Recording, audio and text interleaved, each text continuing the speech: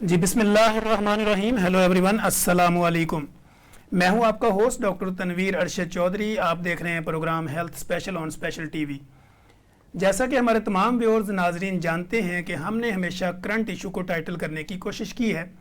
आज का हमारा मौजू ये होगा कि आपकी जो बॉडी है उसका सबसे बड़ा जो पार्ट है, लार्जेस्ट पार्ट ऑफ बॉडी, या आपके जिस्म का सबसे बड़ा जो ऑर्गन है, जो हिस्सा है, वो स्किन है, यानी जिल्द है। अब ये जिल्द जो है ये आपके सर से लेके पाँव तक कंप्लीटली आपकी बॉडी को ढांपे हुए। हर बंदा जो भी हमें देख रहा है या नहीं देख रहा, जहाँ तक हमारी आवाज़ जाती है या नहीं जाती, वो हर बंदा ये चाहता है कि मेरी जो स्किन जो है वो बेसिकली ग्लो करे, एक्टिव रहे, या वो मेरी जो स्किन है उसके ऊपर कोई दाग धब्बा ना हो, कोई उस पर स्याही ना हो, वो हर वक्त खूबसूरत चमकती धमकती नज़र आए, उसमें किसी तरह का कोई फॉल्ट ना हो। अब इस स्किन को हम किस तरह ग्लो करवा सकते हैं, किस तरह इसको खूबसूरत रख सकते हैं, किस तरह इसकी केयर की जा सकती है, इसके लिए हमने अपने स्टूडियो में बात करने के लिए जिन शख्सियात को दावत दे रखी है वो मशहूर व मरूफ डॉक्टर्स हैं और वो ग्राउंड रियलिटी से वाकिफ़ हैं और अपनी प्रैक्टिस में एक अपना नाम रखते हैं। तो मैं सबसे पहले आपके सामने जिस शख्सियत का तारफ़ करवाऊँगा वो मेरे सामने डॉक्टर जवेदुर्रहमान ख़ान स्किन स्पेशलिस्ट हैं, और सर का चूँकि एक 30 ईयर्स प्लस जो है वो एक्सपीरियंस है स्किन के ऊपर प्रैक्टिस करते हुए। सर मैं आपको हेल्थ स्पेशल शो में वेलकम करता हूँ। दूसरा, आजकल के दौर में आपने देखा है कि लोग अपने आप को खूबसूरत बनाने के लिए अपने हेयर्स वगैरह उनकी भी सेटिंग करते हैं, अपनी स्किन की ट्यूनिंग भी करते हैं। हेयर फेशियल का बड़ा ज़ोर शोर है। एस्थेटिक का आजकल बड़ा लोगों के अंदर एक रुझान पाया जाता है। लोग हर फंक्शन के ऊपर, शादी के ऊपर, अपनी किसी भी तरह की कोई फंक्शन अगर उन्होंने अटेंड करना होता है तो वो कोशिश करते हैं कि अपने आप को चेंज करें, अपनी आप की खूबसूरती को ग्लो करवाएं, अपनी फिटनेस को बहाल करें। तो इसके ऊपर हमने बात करने के लिए अपनी एक लेजेंड मोटिवेशनल स्पीकर और डॉक्टर सबाहत अली जैदी को हमने दावत दे रखी है, जो एस्थेटिक फिजिशियन है। सर मैं आपको भी वेलकम करता हूँ। तो नाजरीन, आज हम बात करेंगे सबसे पहले कि आपके चेहरे के ऊपर दाग धब्बे स्याहियाँ क्यों होती हैं। और मेरा पहला सवाल डॉक्टर जवेदुर्रहमान से होगा कि सर ये बताइए कि एक्नी की बेसिक काजेज़ क्या है। हाँ, एक्नी जो है ना ये एक्चुअली होती है 12-13 साल की एज, जब प्यूबर्टी एज आती है ना, उस तक ये ग्लैंड्स डेवलप होते हैं स्किन पे, और ये इतने हिस्से से लेके ऊपर तक होते हैं।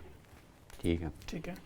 और मेन वजह जो होती है स्किन ऑयली होने की वजह से ये एक्नी डेवलप होती है, क्योंकि घर में सभी लोग वो चीज़ खा रहे हैं, तो वाई मी, मुझे क्यों निकल रहे हैं कि वो एक्नी के ऑयली होने की वजह से ये पोर्स जो है ना आपके ब्लॉक हो जाते हैं। ठीक है। अब सीबम जो निकल रहा था इसके साथ मेलानिन ब्लैक कलर का एक पिगमेंट भी साथ ऊपर आ रहा होता है। जी। इससे जब पोर ब्लॉक होता है तो कहलाता है वाइट हेड, और जब पोर खुलता है तो ब्लैक नजर आता है, ब्लैक हेड इसलिए कहते हैं। अब ये रुकने की वजह से कहीं पे छोटा, कहीं मोटा, किसी में रेशा, इस तरह दाने बनने शुरू हो जाते हैं।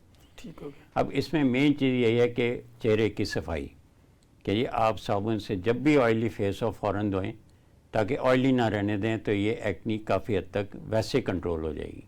ठीक और जब ये बाहर निकल आई है तो फिर दवाइयाँ और क्रीमें हैं जो कि इस्तेमाल करने से ये चीज़ सही हो जाती है। अच्छा सर, इसका कोई हार्मोनल इशू भी होते हैं? हार्मोनल भी इशू होते हैं, हार्मोनल चेंजेस भी होते हैं, उससे भी रिलेटेड होता है ये।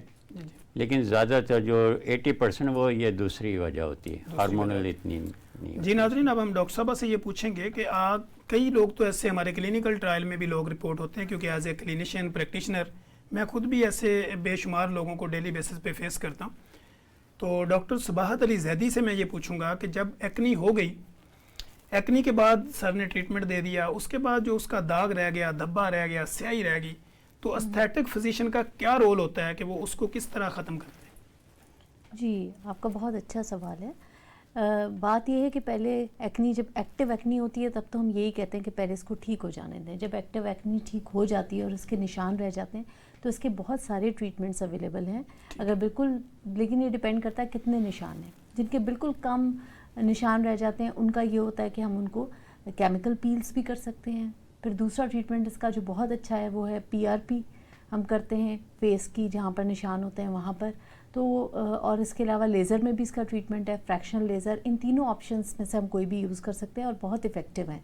अब तो इवन बहुत ज़्यादा ट्रीटमेंट में मीज़ोथेरेपी से हम इवन चेचक के दाग जो पहले कहते थे कि कभी भी ठीक नहीं होते, वो तक हम ठीक कर सकते हैं। मगर ये डिपेंड करता है कि पेशेंट पे कि उसके कितने गहरे दाग हैं, कब से हैं और उसके लिए कौन सा ट्रीटमेंट होगा। It's usually a treatment cocktail, 2 या 3 तरीके हम मिक्स करके एक पेशेंट पे यूज़ करते हैं और उसके बहुत अच्छे रिजल्ट्स हैं। ठीक होगी। जो माइक्रो नीडलिंग वगैरह होती है वो भी फिर इसमें जी, वो भी हम इससे कर सकते हैं। माइक्रो नीडलिंग, मीज़ोथेरेपी दोनों बहुत इफेक्टिव है। और पीआरपी तो बहुत सेफ ट्रीटमेंट है क्योंकि इसमें पेशेंट का अपना ही ब्लड उसी को इंजेक्ट करते हैं, कोई रिएक्शन होने के चांसेस नहीं है। मगर इनके रिजल्ट सब बहुत अच्छे हैं। इवन जो पिक एक्ने होती है, जो कि पेशेंट्स कई दफ़ा अपने दाने छील लेते हैं और उनसे बहुत गहरे निशान पड़ जाते हैं, उन सब पे भी मीज़ोथेरेपी, माइक्रो नीडलिंग इनका बहुत अच्छा इफेक्ट है, इफेक्टिव रोल होता है। जी नाज़रीन, जैसे आपने देखा है कि डॉक्टर साहब ने बड़े अच्छे तरीके से एक्सप्लेन किया कि जो एस्थेटिक फिजिशियन का जो रोल होता है आपके चेहरे को खूबसूरत बनाने के लिए, आपके जो स्याहियाँ होती हैं, दाग धब्बे होते हैं, कोई निशान रह जाता है आपकी नोज़ पे, चिक्स पे या किसी भी एरिया पे, तो डॉक्टर साहब ने बताने की आपको ये कोशिश की है कि उसको हर तरीके पे जब भी आप किसी अच्छे एस्थेटिक फिजिशियन के पास जाएंगे या किसी भी क्वालिफाइड डर्मेटोलॉजिस्ट के पास जाएंगे तो उसकी रिकमेंडेशन के मुताबिक अगर आप अपना ट्रीटमेंट करेंगे तो कोई भी जो बीमारी है वो लाइलाज नहीं है, हर बीमारी का इलाज मौजूद है। अब मैं सर से ये जानने की कोशिश करूँगा कि सर एक्ने का जो ट्रीटमेंट होता है ये कितना लंबा होता है? ये इसमें कोई ड्यूरेशन नहीं है ऐसी, इट डिपेंड्स अपॉन कि person to person skin vary करती है। अब वो दवाइयों की पेनिट्रेशन उनके रिजल्ट शो करते हैं। मैं तो अक्सर जो मेरे पास आए हैं तो 2 वीक्स में एक्नी जो है ना ख़त्म हुई है, बाकी एक्नी स्कार्स वगैरह रह जाते हैं तो उसमें टाइम लगता है कि वो सही हो। अब किसी के काफ़ी जो है ना टेंस होते हैं, नहीं जा रहे होते हैं, वो फिर कॉस्मेटोलॉजिस्ट के पास जाते हैं, वो भी उधर से करवाते हैं, माइक्रो नीडलिंग करें या जिस तरह भी करें। अच्छा सर, इसका डिप्रेशन और एंजाइटी से भी कोई लिंक होता है या नहीं? एक्ने का कुछ लोग कहते हैं जी मैं बिल्कुल साफ थी या मैं गोरी थी या मैं गोरा था, लेकिन मुझे जब से डिप्रेशन हुआ, जब से मेरे मसाइल हुए हैं तो मेरा चेहरा जो है वो दानों से भरता गया। लेकिन मे भी हो सकता है कि उसके आगे कोई हार्मोनल या इस तरह की कोई इशू है, लेकिन ये ऐसा कुछ नहीं है। अच्छा, मेडिकल साइंस में यानी ऐसा कुछ नहीं है कि आपकी डिप्रेशन की वजह से एक्ने वगैरह बनते हो। अब कुछ लोग ऐसे भी आते हैं कि जैसे आपने देखा कि नॉन हकीम जितने भी हमारे गली मोहल्लों में लोग बैठे होते हैं, उनको चूंकि प्रॉपर अवेयरनेस नहीं होती या वो प्रॉपर क्वालिफाइड डॉक्टर नहीं होते, तो वो लोगों को ये कहते हैं कि आपके मैदे में तजाबियत की वजह से दाने हैं। तो इसमें भी कोई हकीकत है कि मैदा ख़राब होने की वजह से भी आपकी स्किन पे कुछ हो सकता है? मैदे से भी ताल्लुक है थोड़ा। जैसे अब आप देखें ना, डाइट आपकी, आप चिकन खा रहे हैं, एग खा रहे हैं, इस तरह फिश खा रहे हैं, डेली खा रहे हैं, और आप में एक टेंडेंसी आ गई है, ठीक है, तो बार बार होगा, बार बार होगा। और होता भी है क्योंकि जो रिएक्टेंट्स होती हैं ज़्यादातर कि ये एक्नी का यहाँ से उठ के ऊपर आया, दवाई उस वक्त तक खिला रहे हैं जब तक वो अंदर चली। जब स्किन स्मूथ हो गई, निशान रह गया, तो खाने वाली दवाई का रोल ख़त्म हो गया। आगे वो जो लगाने वाली ना एप्लीकेशन, लोकल आपकी जेल हैं, लोशंस हैं, वो इस्तेमाल करते रहेंगे तो उसने इससे नीचे तक पेनिट्रेट करके ना, जब वो बेस तक पहुँच गया फिर दोबारा नहीं होगी। होता क्या है कि मरीज़ आधे इलाज करा के छोड़ देते हैं कि अब थोड़ा रह गया, चलो थोड़ा सा नहीं बैठा और दवाई बंद। हाँ, वो फिर। अच्छा सर, जब इसमें ओरल मेडिकेशन हम करते हैं तो हमने देखा है कि अपने क्लिनिकल ट्रायल में बेशुमार लोग हमारे पास आते हैं, उनके पास प्रिस्क्रिप्शन होती हैं डिफरेंट कंसल्टेंट की, या वो ट्रीटमेंट ले भी चुके होते हैं या ले रहे होते हैं, तो उसमें कैल्शियम को भी ऐड किया जाता है, मल्टीविटामिन्स का भी कुछ रोल होता है, कुछ जो है वो एंटी एलर्जिक या इस तरह की दवाइयाँ, क्योंकि इचिंग वगैरह हो तो उसमें यूज़ करते हैं। आपका जो क्लिनिकल एक्सपीरियंस है उसमें जो एक्नी का पेशेंट आता है, आप सिर्फ उसको लगाने के लिए दवाई देते हैं या खाने के लिए दवाई भी देते हैं? नहीं, ये डिपेंड करता है कि कितनी सीवियरिटी है उसकी एक्नी में, तो खाने वाली ज़रूरी होती है, सिर्फ लगाने से नहीं होता। लोग अक्सर क्या होता है कि एक लोशन लगा लिया, एक जेल लगा ली, एक क्रीम लगा ली, अगर उससे एक से कहें तो फिर डॉक्टर की ज़रूरत नहीं, फिर मेडिकल स्टोरी का जाके वो ले जो ये कर रहे हैं, वो इसलिए बदनाम भी होती हैं वो दवाइयाँ। और पेशेंट भी आके आपको ये स्टोरी सुनाते रहे, मैं तो 6 महीने से इस्तेमाल करी, मेरा तो ये रंग ही नहीं साफ हुआ या मेरे ये दाने नहीं गए, ठीक हो गया। तो सर इसमें काउंसलिंग की भी ज़रूरत होती है? काउंसलिंग देखें, डॉक्टर पेशेंट एक रिलेशन ऐसे, इसमें बगैर काउंसलिंग के काम नहीं चलता। बगैर काउंसलिंग के काम नहीं चलता। काउंसलिंग हर मर्ज़ में, हर चीज़ में ज़रूरी है। इसी तरह इसके लिए भी आप काउंसलिंग करेंगे, उससे बताएंगे किन चीज़ों की एहतियात करें, किस चीज़ का परहेज़ करें और दवाई किस तरह खानी, क्योंकि ये जो स्किन की दवाइयाँ हैं इनकी एप्लीकेशन बहुत काउंट करती है।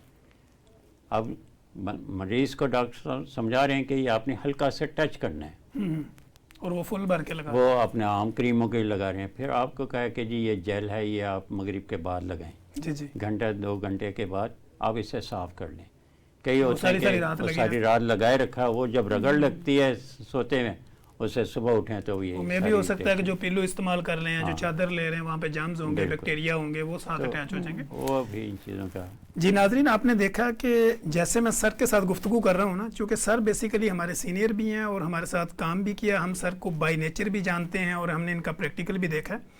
तो कोशिश मैं ये कर रहा हूँ कि जो भी हमारे नाजरीन हैं, जो हमारे व्यूअर्स हैं, जो हमें देखेंगे, जहाँ तक हमारी आवाज़ जाएगी, उनको ये सारी चीज़ों का पता होना चाहिए, जो वो सोच सकते हैं, जो क्वेश्चन उनके माइंड में आ सकता है। मैं being a practitioner, being a clinician, being a doctor, मैं वो सवाल सर की ज़ुबान से आप तक पहुंचाने की कोशिश कर रहा हूं, जो हमारे क्लिनिकल ट्रायल में लोग आके पूछते हैं। तो इसी तरह मैडम के पास जब मैं जाऊंगा तो मैं स्किन के मुतलका, उसकी खूबसूरती के मुतलका, लेज़र के मुतलका, हाइड्रा फेशियल के मुतलका, बाकी जो प्रोसेस होते हैं, जैसे PRP का उन्होंने जिक्र किया, माइक्रो नीडलिंग का किया, तो 1 बाय 1 मैं कोशिश करूंगा कि मैडम से भी वो बातें निकलवाऊं जो हमारे नाजरीन सुनना चाहते हैं। तो मैं डॉक्टर साहब आपसे ये पूछूंगा, एक तो लोगों को आजकल मैंने देखा है कि वो डिफरेंट सैलून्स पे जाएं तो उन्होंने भी हाइड्रा फेशियल मशीनें रखी हुई हैं, और वो जाते ही आपको जो भी लोकल केमिकल वगैरह लगा के वो फ़र्क कर देते, रेट या प्राइस अपनी लो रखते हैं और लोग ज़्यादा जाना शुरू करते हैं। मेरा बेसिकली सवाल ये है कि जो हाइड्रा फेशियल है बेसिकली है क्या चीज़, इसका सबसे पहले इंट्रोडक्शन कराएं कि हाइड्रा फेशियल क्यों ज़रूरी है और हाइड्रा फेशियल है क्या। हाइड्रा फेशियल एक बहुत सेफ प्रोसीजर है जिसके कोई साइड इफ़ेक्ट्स नहीं है, और इसका काम ये होता है कि आपकी स्किन से एक डेड स्किन की लेयर को उतार देता है, आपकी स्किन को हाइड्रेट करता है, इसमें सीरम्स जाते हैं, तो आपकी स्किन की हेल्थ अच्छी होती है।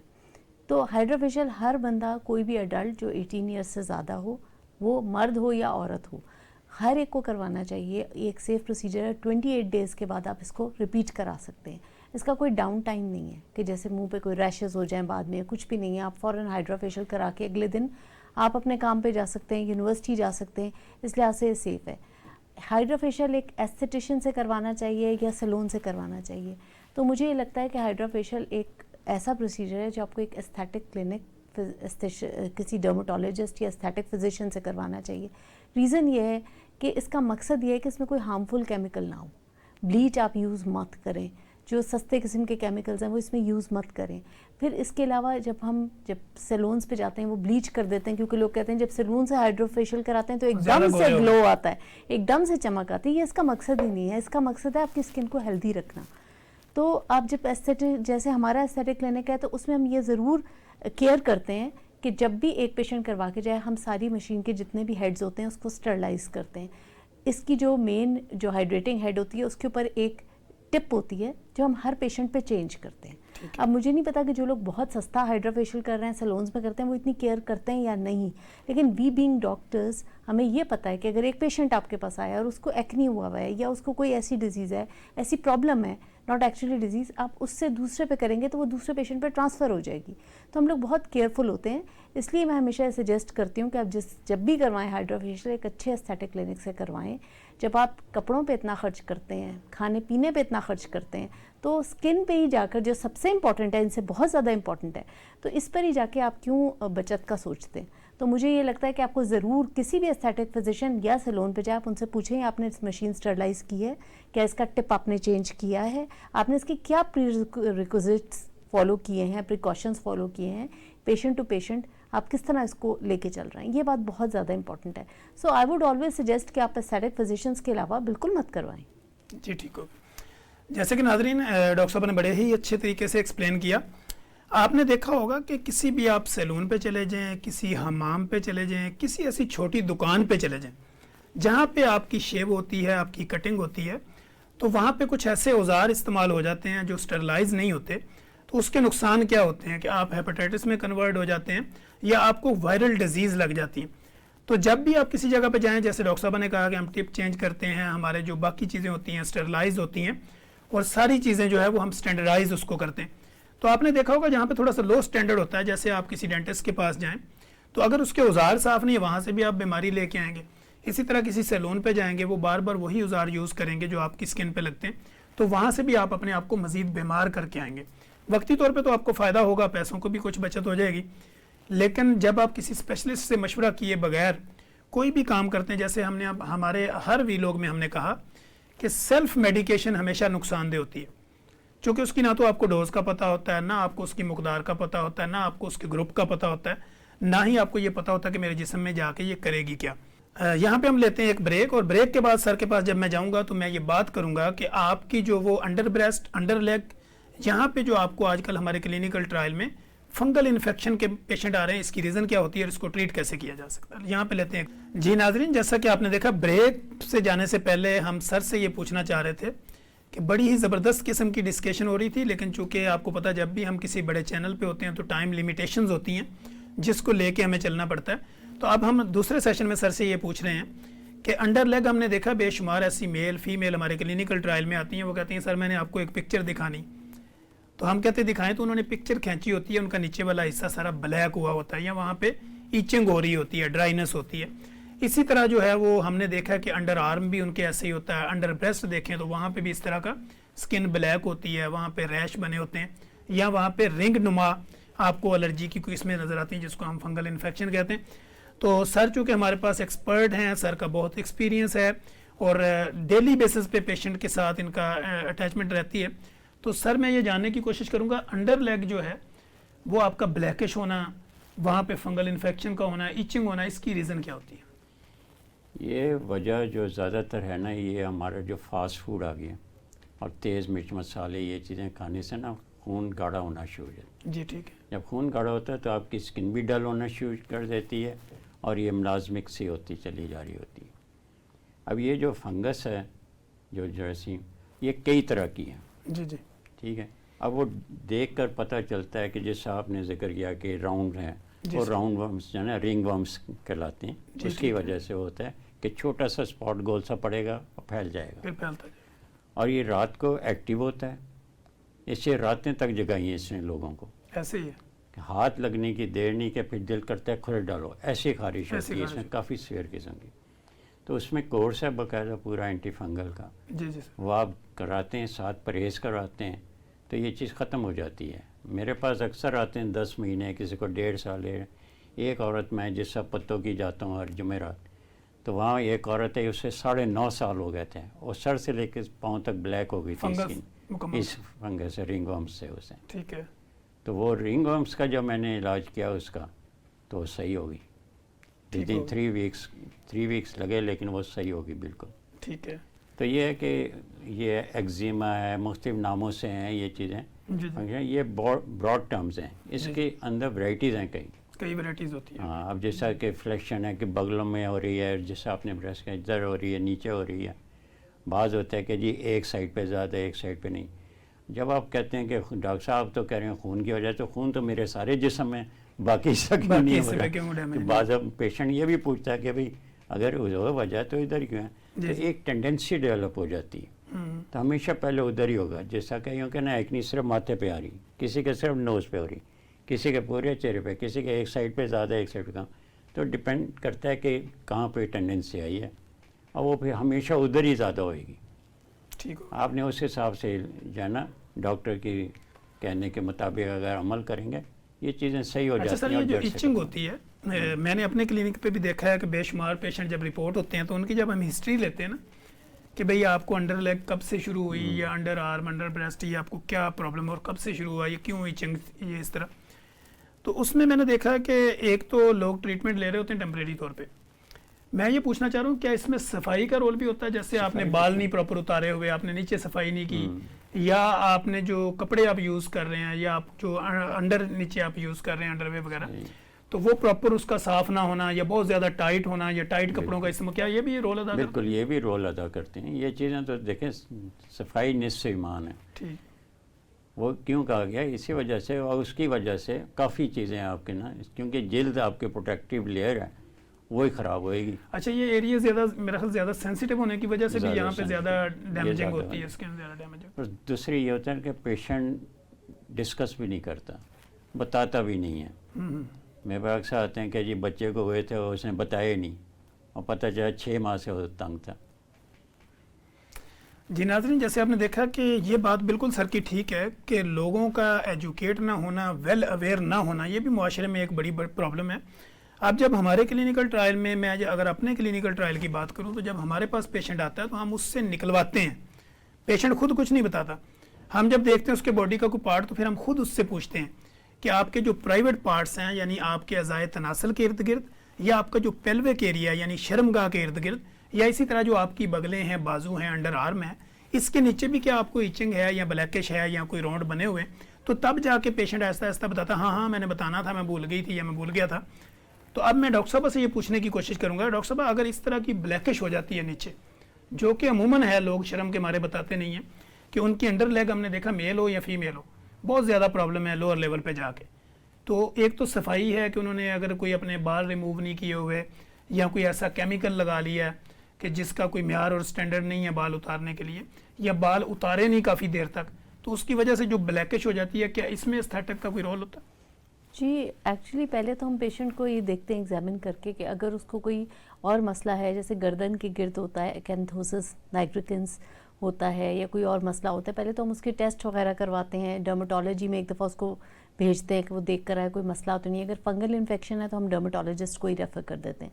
मगर अगर फंगल इन्फेक्शन नहीं है और वैसे भी इसका कोई हार्मोनल प्रॉब्लम नहीं है और सारा कुछ ठीक है, तो फिर हम उसको सजेस्ट करते हैं। एस्थेटिक फिजिशियंस में भी इसका बहुत ज़्यादा ट्रीटमेंट्स है। सबसे ज़्यादा वो जो सेफ़ ट्रीटमेंट है वो ये है कि हम केमिकल पील्स पेशेंट को कहते हैं। केमिकल पील्स के बहुत अच्छे रिज़ल्ट हैं और कोई इसका एज सच डाउन टाइम भी इतना ज़्यादा नहीं होता, तो और ज़्यादा इन्वेसिव प्रोसीजर भी नहीं है। तो हम पेशेंट्स को बिल्कुल रेफ़र करते हैं। एल्बोज़ पे, नीज़ पे, कहीं पर भी अगर डाकर एरिया है तो वो बिल्कुल केमिकल पील्स करवा सकते हैं, रिकवर हो सकता है। जी बिल्कुल हो सकता अच्छा, दूसरा डॉक्टर साहब, ये जो हम हेयर रिमूव करते हैं, यानी वो किसी भी बॉडी के किसी भी हिस्से का हो, चूँकि वो आपकी फील्ड में आता है लेज़र से मुतल्लिक़, तो लेज़र जो है, ये लोगों को, हमारे व्यूअर्स को ये बताएं कि लेज़र कोई ख़तरनाक होता है या सेफ़ होता है, और लेज़र अगर आपको करवाते हैं तो वो पेशेंट टू पेशेंट वेरी करता है कि कितने सेशन लेने हैं आपने, या किस तरह उसको आप एग्जामिन करते हैं और किस तरह उसको ट्रीट करते हैं?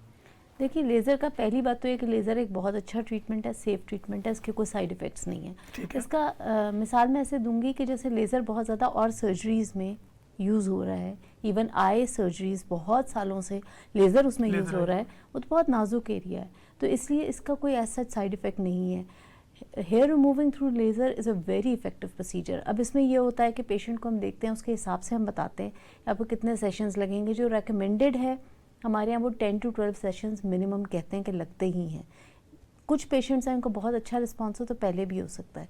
बाकी ये कि पेशेंट को हम यही उसकी फर्स्ट लेज़र ट्रीटमेंट के बाद हम उसे ज़्यादातर गाइड करते हैं कि अब आपको हमें इसका रिस्पांस देख के पता लगेगा कि कितने ज़्यादा आपको सेशंस की ज़रूरत है। मगर ये इसमें भी एक बहुत बड़ी प्रॉब्लम ये है, ये मिथ है कि जी लेज़र से फ़र्क नहीं पड़ता।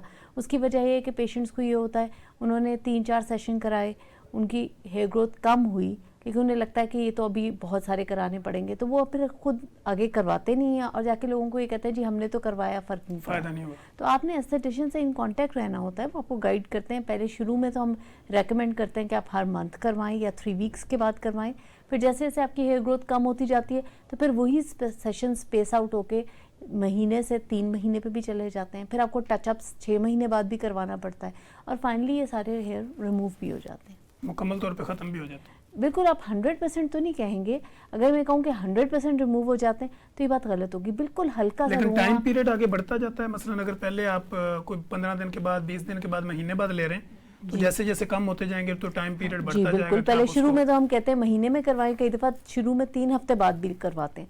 फिर जब हमें लगता है कि क्योंकि हेयर ग्रोथ फिर बाल देर देर में आना शुरू होते हैं तो फिर 3 मंथ्स बाद भी कर सकते हैं, 6 मंथ्स बाद भी करते हैं कई दफ़ा टचअप्स। और ये कि एंड में इतने बाल रह जाते हैं जिस तरह छोटे बच्चों के हल्का सा रुआं कहीं रह गया, तो हम फिर उनको कहते हैं कि बस इतना ही रहेगा, ये ख़त्म, तकरीबन आपका ख़त्म हो गया, तो अब आप बेशक मत करवाएं। जी नाज़रीन, जैसे कि आपने देखा आज का जो हमारा शो है हेल्थ स्पेशल, इसका जो बेसिकली हमने फोकस किया ना, वो आपको खूबसूरत बनाना है।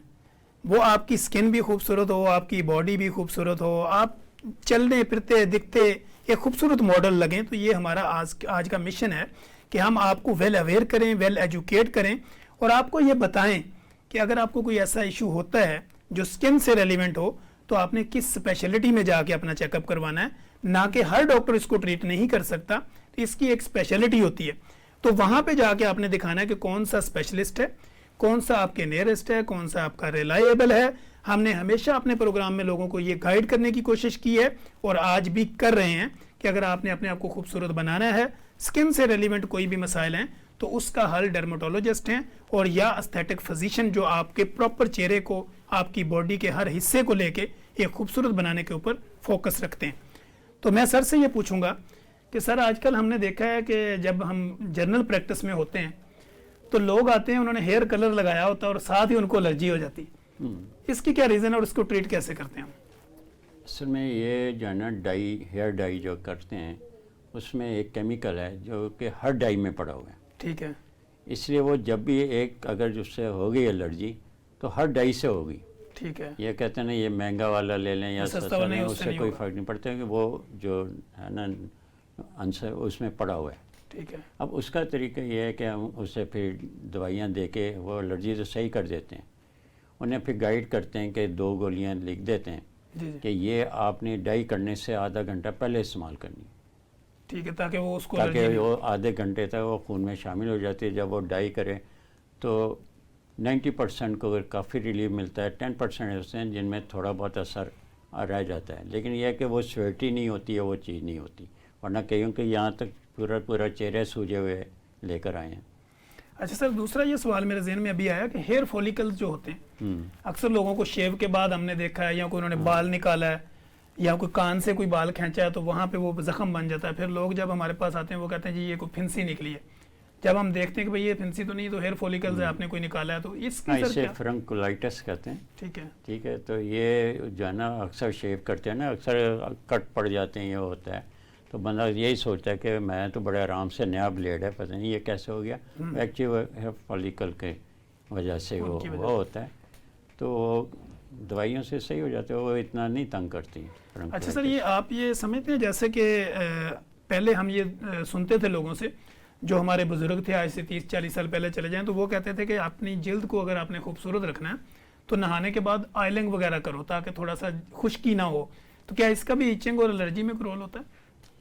नहीं, वो मतलब ये एक तरह का प्रोटेक्शन दे देता है कि ड्राई स्किन होती है तो आप खारिश वैसे ही मारे थे, नाखून मारने से वो आपके जरासीम इधर से वो कहीं ज़रा गया, खून में शामिल हो गया, वहीं पे दाना बन गया। ठीक है। ये वजह होती है। तो ऑयली करने से ये होता है कि बंदा स्किन ज़रा उसका मेरा ख्याल एक रोल ये भी होता है कि जैसे आप रहती शैम्पू का इस्तेमाल करते हैं, सोप का इस्तेमाल करते हैं नहाते हुए, चूँकि उसमें डिफरेंट केमिकल्स होते हैं और बाज़ दफ़ा वो अगर कोई खुश्की पैदा कर देते हैं, तो जब आप ऑयलिंग करते हैं थोड़ी स्किन ज़रा रिलैक्स हो जाती वो है, इस वजह उससे से इचिंग कम ज़्यादा, होने का। ये ज़्यादा इस वजह से होती है कि लोग ये शैम्पू है ना, लोग आराम से धो के एक तरह हो जाते हैं, अच्छी तरह रिंस करना पड़ता है।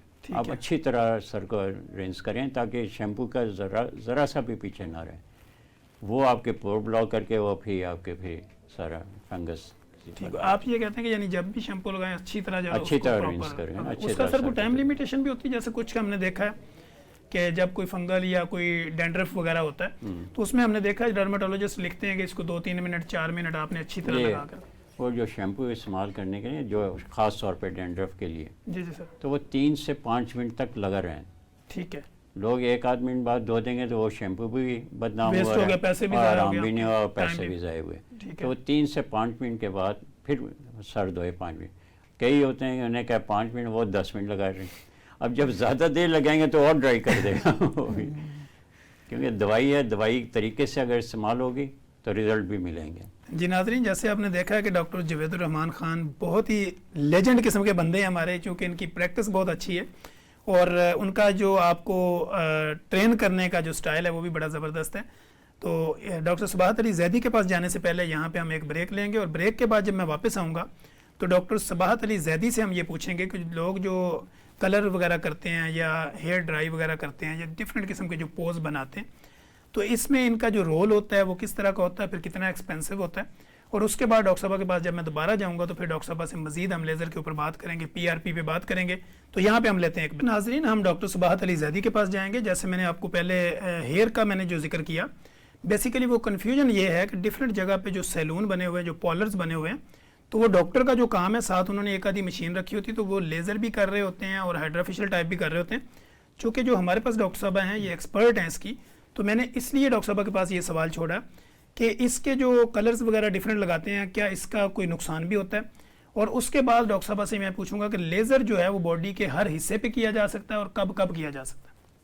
मैं पहले आपके सवाल के पहले हिस्से की तरफ आऊँगी कि जो बालों का मसला है, जो हेयर डाइज लगाते हैं, बहुत सारे सैलून्स बहुत सारे हेयर डाइज के अलावा भी एक्सटेंसो करते हैं और रिबॉन्डिंग करते हैं। उसके बाद फिर पेशेंट हमारे पास आते हैं बहुत ज़्यादा हेयर फॉल के साथ। जी जी। तो उनके मैं तो यही कहूँगी कि भाई इन उसके ऊपर मत जाएं, इन प्रोसीजर्स के ऊपर मत जाएं, क्योंकि आजकल यंग गर्ल्स, बहुत सी ऐसी लड़कियां जिनकी शादी होने वाली होती है, वो आती हैं कि हमारा इतना हेयर फॉल हो चुका है, हम परेशान हैं। फिर ये कि हम लोग उनके लिए सजेस्ट करते हैं कि आप पीआरपी करवाएं, हेयर पीआरपी कराएं। उसके अंदर हम डिफरेंट सीरम्स भी डालते हैं, वाइटामिन्स डालते हैं, क्योंकि हमारा काम है जिल्द को या जो हेयर है उनको सेहतमंद करना, हेल्दी करना। हम कोई भी ऐसा प्रोसीजर नहीं करते कि इससे नुकसान हो।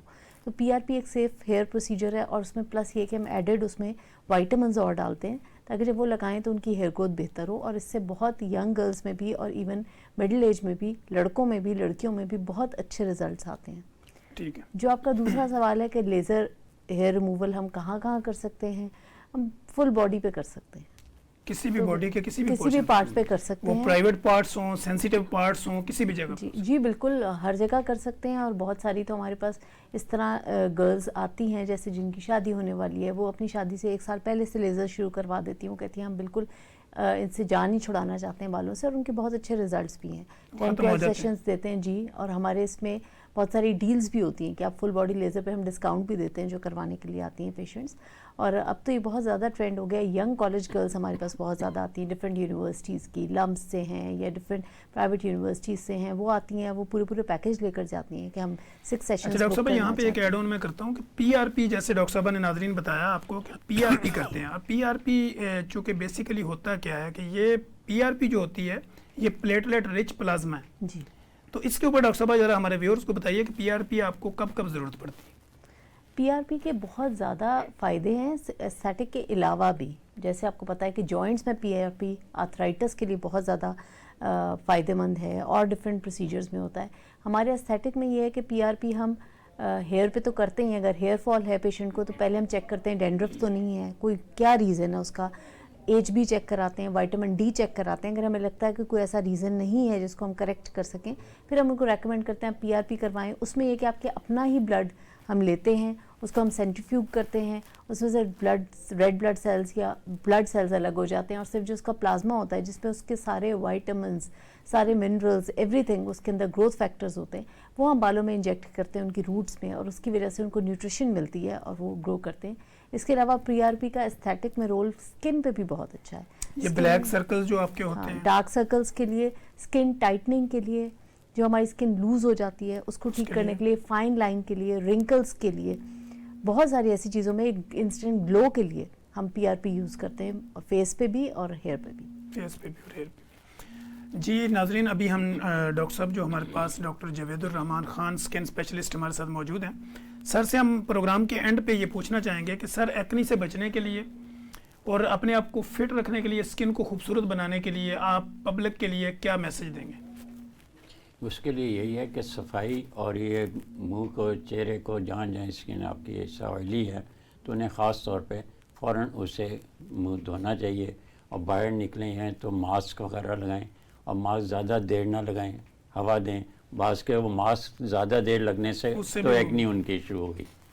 तो पोर्स क्योंकि खुले हैं, एयरेशन सही होगी तो यहाँ एक्नी नहीं होगी। दूसरा सर, जो फेस वॉश होता है इसका क्या रोल है? कुछ लोग फेस वॉश अफोर्ड नहीं करते। नहीं, असल में ये जो है ना, सोप्स हैं और फेस वॉश हैं, ये पर्सन टू पर्सन वेरी करता है। एक को सोप ज़्यादा सूट कर रहा है और फेस वॉश से वो ख़राब हो रहा है उसका चेहरा। तो ये डिफरेंट क्योंकि वैराइटीज़ की हैं, मार्केट में पड़े होते हैं, तो ये पर्सन टू पर्सन वेरी करता है। अच्छा सर, दूसरा एक सवाल मेरे जहन में ये आया, क्योंकि कुछ लोग ये पूछते हैं कि जैसे हम देखते हैं एक्नी के लिए आपने किसी को जेल लिखी, किसी को आपने लोशन लिखा, क्रीम लिखी या ऑइंटमेंट लिखी, इन चारों में क्या फ़र्क है? ऑइंटमेंट हम कहाँ पे लिखते हैं, लोशन कहाँ पे लिखते हैं, क्रीम कहाँ पे लिखते हैं? तो इसमें कि लोग बड़े कंफ्यूज होते हैं। क्रीम और ऑइंटमेंट का ना, क्रीम और ऑइंटमेंट का ये डॉक्टर इज़ द बेस्ट जज। बाज़ दफ़ा आपको स्टोर वाला कह देगा डॉक्टर साहब ने ऑइंटमेंट लिख दिया, ये क्रीम होती है। अब उसे है सोराइसिस, अब वो है ड्राइनेस। अब ड्राइनेस पे हमेशा ऑइंटमेंट लगाते हैं, क्रीम लगाएंगे उससे और ख़राब करना है। ठीक है कि जब लगाई उस वक्त तो सुकून है, लेकिन जब वो फिर ड्राई होती है तो और सकड़ देती है। ठीक हो गया। तो ये ऑइंटमेंट और क्रीम की जगह इसमें ये ये है कि फर्क भी है। इस तरह से कि आपने लगानी कहाँ पे क्रीम कहाँ पे ऑइंटमेंट। ठीक है, दूसरा जेल और और लोशन। ये जो जेल और लोशन है, जेल है जहाँ मोटे आपके दाने आए, एक्नी ना मोटे मोटे दाने आ गए ना, जहाँ पे तो आपने उसको बैठने के लिए stay वो करवाना। लोशन काफ़ी नहीं होता, वो साथ जेल भी लगानी पड़ती है। ठीक तो है, उससे ये होता है कि जल्दी, क्योंकि मरीज़ को जब जल्दी रिलीफ मिलेगा उसने फिर इलाज भी कराना है। ठीक है। उसे अगर विद इन 5 डेज वीक में अगर उसे कोई रिजल्ट नहीं मिल रहा तो उसने इलाज भी नहीं कराना कि मैं पैसे बिला वजह लगा रहा हूँ इतनी महंगी अच्छा दवा। सर, दूसरी एक नाजरीन, हमारा प्रोग्राम में बेसिकली ये होता है जो आपकी मिथ होती है, मिसकंसेप्शंस होते हैं ना, उनको हम क्लियर करते हैं अपने एक्सपर्ट के ज़रिए। तो सर लोग कहते हैं कि चाय और मिर्च मसालों से भी जो है ना वो स्किन ख़राब होती है, ये क्या ये मिथ है या हकीकत है? ये देखें, कुदरत ने इंसानी जिस्म ऐसा बनाया है कि आप जिसका इसको आदी कर लेते हैं वो फिर आपको तंग नहीं करता। ठीक है, अब जिसका चाय है, सबसे ज़्यादा तेज़ाबियत मैदे में, चाय तेज़ाबियत बढ़ा रही है, उधर आप दवाई खा रहे हैं तेज़ाबियत कम करने की। ठीक है, तो दोनों चीज़ें जब चल रही हैं तो उसका असर नहीं आता, क्योंकि वो वहीं का वहीं रहेगा और मज़ीद ख़राब होगा, फिर आप साइड इफ़ेक्ट्स ले रहे होते हैं। तो उसमें यह कि परहेज़ हमारे यहाँ ज़रूरी इसलिए है कि हमारे यहाँ तो स्वाद ही नहीं है जब तक मिर्च मसाला ना खाएं, स्पाइसी चीज़ें ना खाएं, फास्ट फूड हम ना जिनकी लें। रेफरेंस बुक्स पढ़ रहे होते हैं उधर की डाइट और है, वेदर और है। ठीक है, वो इंटरनेशनल वो गाइडलाइन का इसलिए बिल्कुल उन्हें स्टैंडर्ड तो हो, वो फर्क ही नहीं पड़ता, वो कहते हैं डाइट का कोई रोल नहीं, जबकि मैं समझता हूँ स्किन में सबसे ज़्यादा 70% रोल ऑफ डाइट। सबसे ज़्यादा रोल उसका। जी नाजरीन, जैसे कि आपने देखा कि हमारी एक हेल्दी डिबेट चल रही है, डॉक्टर सफान के साथ हम डिस्कस कर रहे हैं और कोशिश कर रहे हैं कि वो सवाल जो आपके जहनों में उठते हैं उसको हम लेके चलें। जैसे सर ने कहा कि जो हम गाइडलाइन पढ़ते हैं या आपने किसी भी जगह पे सोशल मीडिया पे कोई भी चीज़ आपने सर्च की है और वो निकाल के आपने अपने ऊपर अप्लाई करना शुरू कर दी, मुझे भी बेशुमार लोग व्हाट्सएप पे भेजते हैं कि सर ये दवाई मैंने स्किन के लिए दी है, क्या मैं खा सकती हूँ या खा सकता हूँ? तो हम उसको यही कहते हैं, जैसे सर ने कहा कि पेशेंट टू पेशेंट वेरी करता है। जब तक आपने पेशेंट की फिजिकल कंडीशन नहीं देखी, उसकी आपने हिस्ट्री नहीं देखी, तो इस तरह सर ने डाइट का जिक्र किया। तो बेसिकली होता क्या है कि जब आपकी डाइट ठीक नहीं होती, डाइट बेसिकली ऐसे ही जैसे इंजन में आप एक फ्यूल डाल रहे हैं, जब वो नहीं होगा तो गाड़ी सही नहीं चलेगी। तो आपने आपको फिट रखने के लिए डाइट का प्रॉपर यूटिलाइज करना। जैसे आप रात का खाना अगर लेट खाते हैं, एक मैं एग्जांपल आपको दे रहा हूँ, आपने खाना खाया रात का 9 बजे, आपके नीचे पहुंचा 11 बजे, इंटेस्टाइन में गया 1 बजे, प्रॉपर बॉडी में यूज़ हुआ सुबह 6 बजे 7 बजे, फिर आपने चाय का कप ले लिया, तो आपने बॉडी को रेस्ट दी ही नहीं। आपकी बॉडी के तमाम आर्गन जो है वो वर्किंग पे लगे रहे और आपको वो रिजल्ट नहीं मिला। तो लास्ट में मैं डॉक्टर साहब के पास जाऊंगा कि डॉक्टर साहब आप फाइनल मैसेज दिए कि मैं क्यों एस्थेटिक के पास जाऊं। जी, मैं ये कहना चाहूँगी कि एस्थेटिक फिजिशियन के पास हर बंदे को जाना चाहिए, क्योंकि आप अपनी स्किन को, अपने हेयर को, हर चीज़ को हेल्दी रखना चाहते हैं। हेल्दी रखने के लिए आपको बार बार कोई ना कोई प्रोसीजर्स ऐसे करवाने चाहिए जो कि ज़रूरी नहीं आप हर प्रोसीजर अपने ऊपर कराएं। मैं ये नहीं कहूँगी कि आप अपने ऊपर प्लास्टिक सर्जरी हर तरह की करानी शुरू कर दें, लेकिन अच्छी मेंटेनेंस रखें अपनी स्किन की, अपने हेयर की, और उसके लिए आपको ज़रूर किसी ना किसी प्रॉपर डर्मेटोलॉजिस्ट और एस्थेटिशियन से इन कांटेक्ट रहना चाहिए। अच्छा, दूसरा डॉक्टर साहब जो हम हाइड्रा फेशियल करते हैं जी, ये एक तो आपने बताया 28 डेज के बाद आप कर सकते हैं, तो ये 12 से 15 साल के ऊपर वाले लोगों को करवाना चाहिए या हर एज का बंदा करवा सकता नहीं, हाइड्रा फेशियल के लिए तो मैं ये कहूँगी कि आपकी 18 साल की उम्र का कोई भी अगर लड़का लड़की है वो वो करवा सकता है। और उसके बाद फिर जैसे जैसे आपकी एज बढ़ती जाती है तो आपको बहुत रेगुलर ज़रूरत पड़ती है, कि स्किन, जाहिर है स्किन डेड सेल्स ज़्यादा फ्रीक्वेंटली आना शुरू हो जाते हैं। मिनिमम साइकिल इसका 28 डेज है, मगर इससे कम भी हो सकता है। जी। और जो लेज़र हेयर का होगा वो मैं ये कहती हूँ कि 13 ईयर्स एज है, हमारी जो डॉक्टरी बुक्स में हमें बताया जाता है 13 ईयर्स तक आपके सारे हेयर फॉलिकल्स ग्रो हो चुके होते हैं। 13 ईयर्स ऑनवर्ड्स आप करवा सकते हैं लेज़र। जी नाजरीन, आपने देखा कि बहुत ही ज़बरदस्त किस्म की हमारी डिबेट चल रही थी, एक्सप्लेनेशन चल रही थी, या हम आपको समझाने की कोशिश कर रहे थे, लेकिन चूंकि स्टूडियो जो होते हैं हमारे वहाँ पे टाइम लिमिटेशंस होती हैं, तो यहाँ पर हमारा जो प्रोग्राम का वक्त है वो ख़त्म हो चुका है। अब आप अगर किसी भी तरह की कोई भी क्वेरीज होगी, कुछ भी आप हमसे लेना चाहेंगे, सीखना चाहेंगे, तो आप कमेंट बॉक्स में कमेंट करेंगे और इंशाल्लाह हम कोशिश करेंगे कि अपने नेक्स्ट प्रोग्राम के साथ एक नए इन्फॉर्मेटिव सेशन के साथ दोबारा हाजिर होंगे। तब तक के लिए इजाज़त दीजिए। अल्लाह हाफ़िज़।